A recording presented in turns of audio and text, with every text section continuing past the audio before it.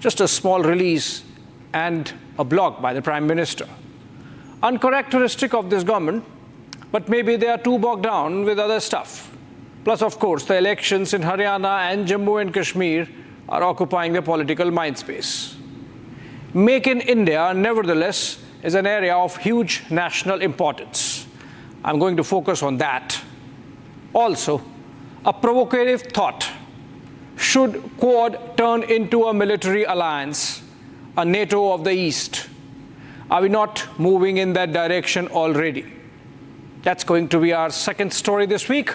Let's get started.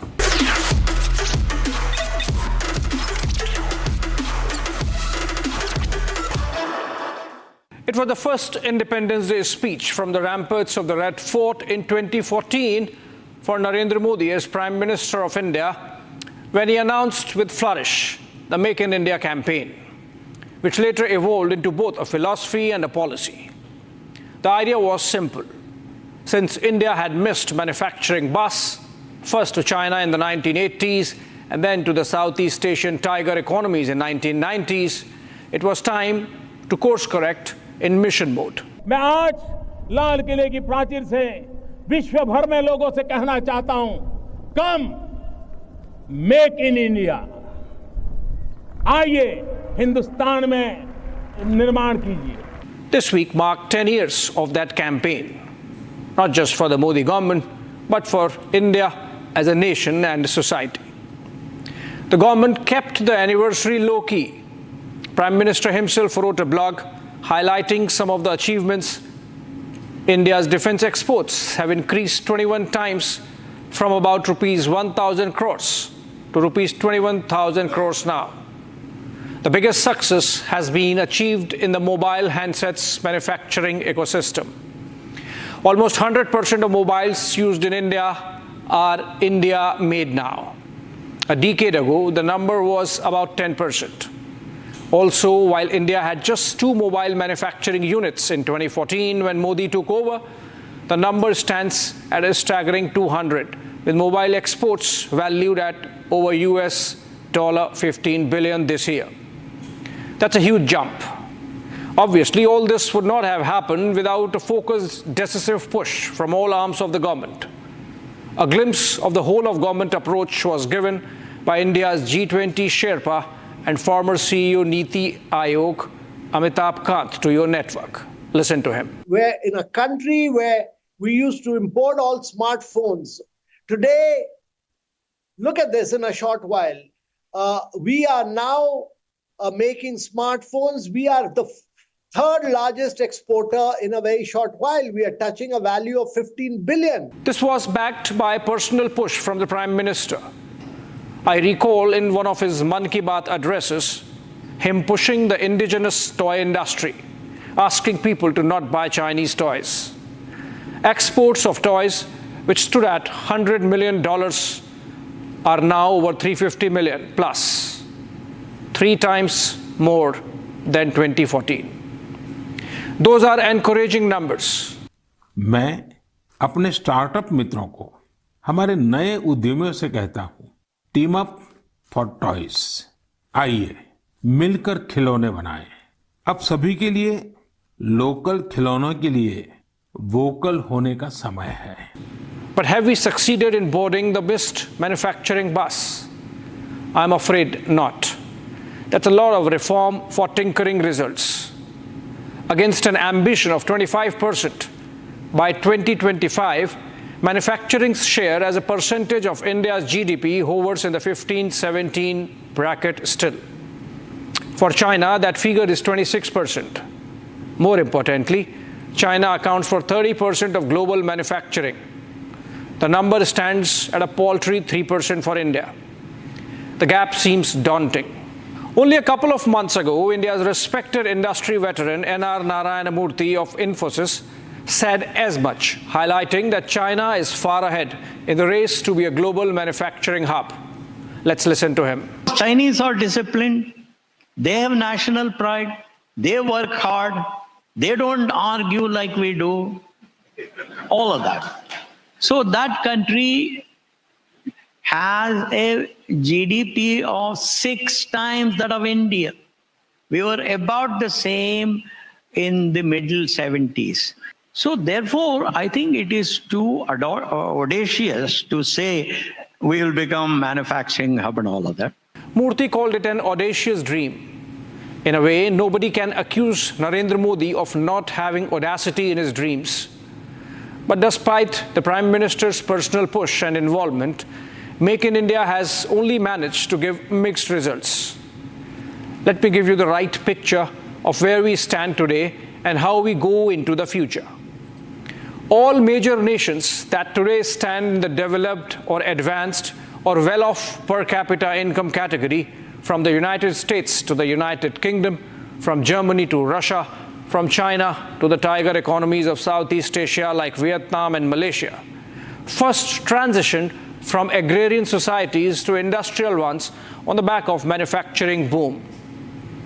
The first, second, and third industrial revolutions roughly correspond to Europe, America, and East Asia, making that transition respectively. India missed the first and second industrial revolutions because both happened when we were a colonial economy under the British exploitative arrangements. Just one example. The British got railways in England in 1825 and quickly gave it to India in 1837 in the then Madras. But that was for transportation of goods and minerals needed to push industrialization imperatives of Britain, not for India. First passenger train had to wait till 1853. But that's not enough.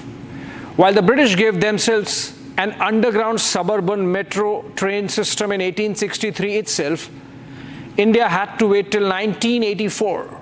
Yes, good 119 years before then Calcutta, or now Kolkata, got the underground metro services. You see the difference? The goods train was needed to push the colonial exploitative economy. The metro, on the other hand, was for people and hence not a priority. In fact, whatever industries the British left in 1947 in India were essentially a product of industrialization that was needed to assist the war effort during the First and Second World Wars. We missed the third wave of industrialization completely owing to our own follies. We could have done in the 1970s and the 1980s what China did at that time. But then that's where Rahul Gandhi's ancestors come in. Between Nehru and Indira Gandhi, the socialist model, which was neither here nor there, the license permit quota Raj, the controlled povertarian economy, meant that we entered the new millennium as clear laggards. In the same period, China not only aligned its industrial policy, but even its foreign policy to reap maximum benefits. Contrast Deng Xiaoping's famous quote, "I don't care for the color of the cat so long as it catches mice," with the dogmatic hubris of New Delhi elite of that era. And you know why we miss the bus that Rahul Gandhi rues about. Such was the apparent stupidity of those times that in the name of promoting the handlooms sector, for example, controls were put on imports of textiles machinery. Result, Bangladesh raced past us in textiles in the same 2 decades after the 1980s. Two ironies there. One, during much of India's post-independence history, economic planning and financial management of the nation's economy was in the hands of leftist Marxist economists of the Delhi school. Yet, when they failed miserably, they coined a term, Hindu rate of growth. Imagine godless communists scapegoating Hindu religion after failing at the wheel. Second, from model of public sector occupying commanding heights of the economy under Nehru to the nationalization of banks and even car making under Indira Gandhi, India missed that agrarian to manufacturing transition, only for Rahul Gandhi to now say, "Oh, China has beaten us." But as wise men say, why cry over spilt milk? Let's focus on the present. Since the mobile phones and hence the electronics equipment sector has become the most visible success story of Make in India, The reality is that it remains low-end manufacturing focused on assembly of components. Some of the drawbacks are being addressed by bringing in components-specific clauses in the PLI scheme by the government. The Modi government has backed its intent with policy, which gets reflected in ease of doing business rankings. From 142 in 2014 to 63 now is a quantum leap. In 2022, the production-linked incentives scheme was launched to bridge the cost gap that industries faced between established manufacturing hubs like Vietnam or China and India. Listen into Kant again.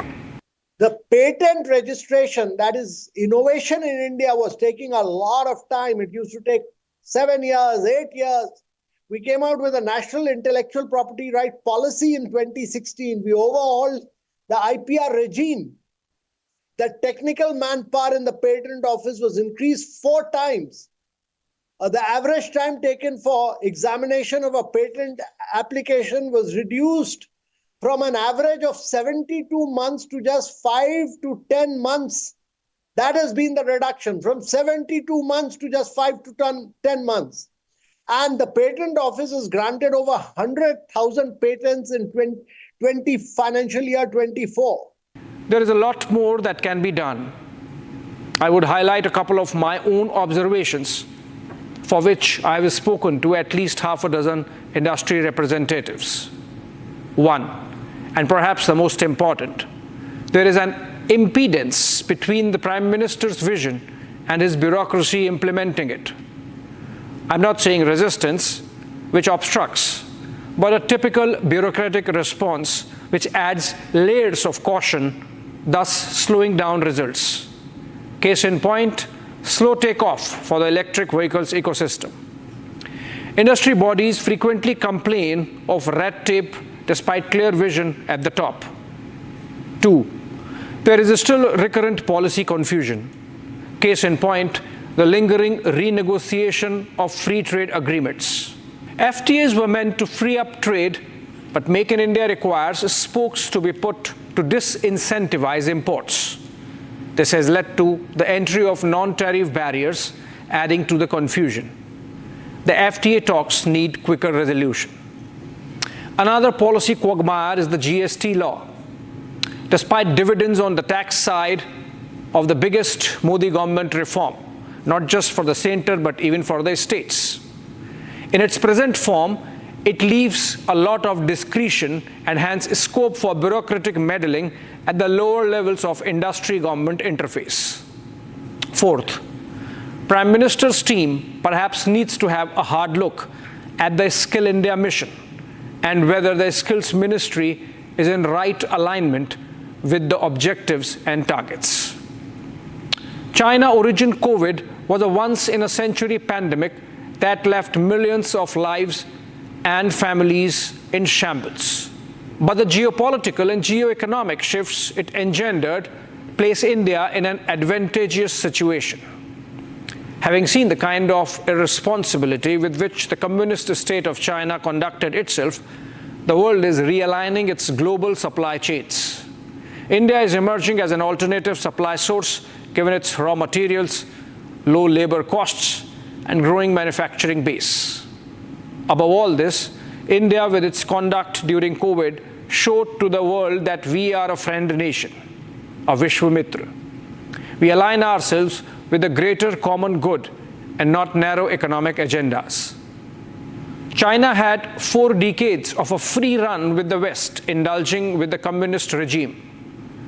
From the time of Nixon, when the DC establishment thought they had made their smartest move by taking away China from Russia, to Clinton championing China's entry into the World Trade Organization, to Obama's Pacific Free Trade, to a 180-degree turn with Trump blaming China for USA's deindustrialization.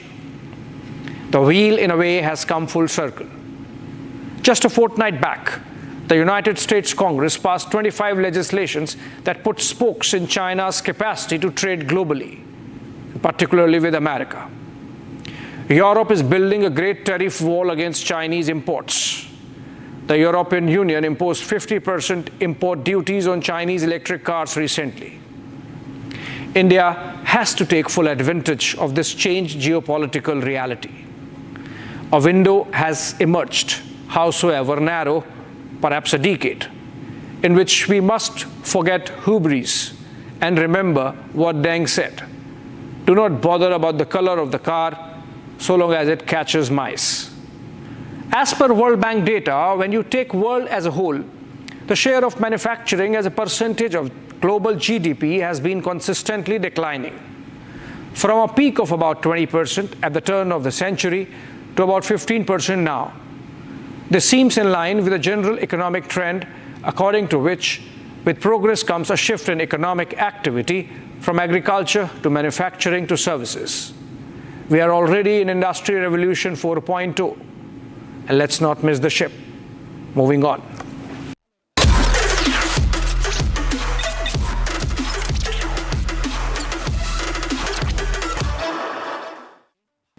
Remember, friends, in the second episode of this show, we had picked a trend. I had wondered aloud whether Quad was getting more aggressive on China. That was in the backdrop of the meeting of foreign ministers of the grouping, India, United States, Japan, and Australia, in Tokyo in the month of July. This week, Quad leaders met in Wilmington, Delaware of the United States. Prime Ministers Fumio Kishida, Anthony Albanese, and Narendra Modi joined President Joe Biden in his high school for their annual musings. The result was the Wilmington Declaration that clearly takes the Tokyo joint statement 2 notches higher when it comes to Quad's position on China. Quad is not a military grouping. It calls itself a regional alliance between 4 maritime democracies of the Indo-Pacific aimed at harnessing synergies for greater common good of the region. Leaders do not tire out to emphasize that it is not against China or aimed at China in any manner, a reason why the American press has lost all interest in Quad. The New York Times, for example, sent its junior health correspondent to cover the event in Wilmington because of the launch of the Moonshot Cancer Initiative, and not their foreign affairs editor. But obviously, China is the elephant in the room. The alliance seeks to counterbalance China's expansionism in its neighborhood, coercion with military means, threat of use of force, misuse of international law to its advantage on trade and technology, and abuse of rule of law to change the global order. Given this, are we moving in the direction of militarization of Quad, howsoever subtly so? Let me read the tea leaves for you. For the first time, a visible military component has been added. In 2025, the Coast Guards of the 4 countries would carry out a Quad at-sea observer mission to improve interoperability and advance maritime safety across the Indo-Pacific. In all likelihood, this is not going to be a one-off mission and might get institutionalized as an annual operation.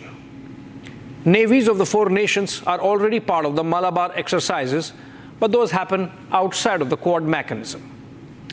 The declaration also launched a pilot project to pursue shared airlift capacity and leverage collective logistics strengths. On the face of it, this is aimed at coordinating civilian response to natural disasters more rapidly and efficiently across the Indo-Pacific region. But if you discount the diplomats, this is dual-use arrangement that can be easily turned military. In the backdrop of an ongoing semiconductors war with China, so that China does not control this crucial building block of Industrial Revolution 4.0, the Wilmington Declaration brings together the Quad partners to realize a diversified and competitive market and to enhance resilience in semiconductor supply chains. Most significantly, while reiterating that the UN Security Council needs reform, the statement adds the word urgent before need for the first time, thus indicating towards a policy shift that broad-bases decision-making at the world body. Amid a general media boredom with Quad, the leaders sought to reassure that Quad was here to stay. The statement underscored how over the last 4 years, the leaders had met 6 times and foreign ministers 8 times and built a vital and enduring regional grouping that will buttress the Indo-Pacific for decades to come. Prime Minister Modi said as much. हमारा message साफ है, quad is here to stay, to assist, to partner and to complement. We express serious concern over recent dangerous and aggressive actions in the maritime domain. We seek a region where no country dominates and no country is dominated. One where all countries are free from coercion and can exercise their agency to determine their futures, says the statement. Guess who it is aimed at? This month marked the first time that a Chinese military aircraft crossed into Japanese airspace. On August 27, the Japanese Defense Ministry said in a statement that a Chinese Y-9 surveillance aircraft violated the territorial airspace of Japan off the Danjo Islands in Nagasaki Prefecture in the East China Sea. It prompted Japan to deploy fighter jets on an emergency basis. The incursion lasted little over 2 minutes and hence can't be termed a mistake. It was planned to provoke because the Chinese aircrafts circled waters southeast of the islands for over 2 hours before and after the airspace violation, before returning to their territory. 8 days before that, on August 19, a new flashpoint emerged between China and the Philippines in the South China Sea, when Beijing and Manila's vessels collided near the Sabina Shoal, both accusing the other of ramming them on purpose. The shoal, claimed by China as Xianbin Jiao and as Escoda Shoal by Philippines, is located some 75 nautical miles from the Philippines' west coast and 630 nautical miles from China. Escalating it further, the Chinese carried out a blockade with a 40-ship armada, preventing the Filipino Navy from restocking their already docked vessel at the shoal. This was, of course, not the first time. There has been a string of dangerous encounters in recent months as the two sides seek to enforce their claims on disputed reefs and outcrops, including the Second Thomas Shoal and the Scarborough Shoal. In the July episode, we showed you how China blasted powerful water cannons at the Philippines ships, and in one case even physically attacked their personnel using improvised weapons like they did with India in Ladakh during the 2020 Galwan standoff. Taking these developments into account, the Quad Declaration mentions, and I quote, "We are seriously concerned about the situation in the East and South China Seas. We continue to express our serious concern about the militarization of disputed features and coercive and intimidating maneuvers in the South China Sea. We condemn the dangerous use of Coast Guard and maritime militia vessels, including increasing use of dangerous maneuvers. We also oppose efforts to disrupt other countries' offshore resource exploitation activities. We reaffirm that maritime disputes must be resolved peacefully and in accordance with international law, as reflected in UN clause." Unquote. How long before the patience runs out and Quad takes a military turn? Remember, in the case of Philippines, there is already a military pact with the United States, much like the Article 5 of NATO, making it incumbent upon the US to come to the aid of the island nation in case of war. It is anybody's guess how the situation would unravel if one of those skirmishes between navies or coast guards of Philippines with China turned deadly. Would Philippines activate the defense pact? And if that happens, wouldn't the interoperability clauses of Quad kick in? Also remember that except for Prime Minister Narendra Modi, rest of the 3 leaders are lame duck in their respective countries as of now. President Biden has already passed on the baton to Kamala Harris for the November election. Prime Minister Kishida has bowed out as we speak. And Prime Minister Albanese would seek re-election in first quarter of next year. So by the time the next Quad Leaders Summit happens in the summer of 2025 in New Delhi, it might be a full-bodied and robust set of leaders willing to step on the paddle when it comes to dealing with the bully in the Indo-Pacific backyard. Reading the tea leaves between joint statements each year, I can tell you, China might get named. And why not? Thanks for watching.